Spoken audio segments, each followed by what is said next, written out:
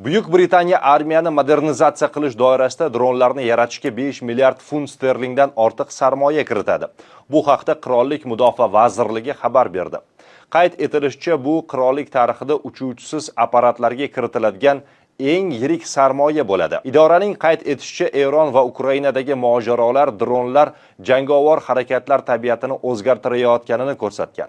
Arzon tizimlar muhim nishonlarni yo'q qilmoqda. Innovatsiyalar sikli esa yillar bilan emas, haftalar bilan o'lchanmoqda, deyiladi Mudofaa vazirligi xabarida. Ta'kidlanishicha, bu investitsiya armiyani kuchaytiribgina qolmay, minglab yangi ish o'rinlari yaratishga imkon beradi. Mudofaa investitsiyalari rejasi doirasida Buyuk Britaniya Type 45 esminetslari o'rnini egallashi kerak bo'lgan yangi turdagi Type 83 esminetslarini ishlab chiqishdan voz kechgan. Buning o'rniga London uchuvchisiz tizimlar uchun boshqaruv markaziga aylanadigan kamida 6 ta Common Combat Vessel gibrid jangovar kemasini sotib oladi. Mudofaa vazirligi bu holat ekipajlar soni va xarajatlarni ko'paytirmagan holda qirollik flotining harakatlanish masofasini oshirish, uni yanada barqaror qilish va o'q otish qudratini kuchaytirishga imkon berishini ta'kidlamoqda.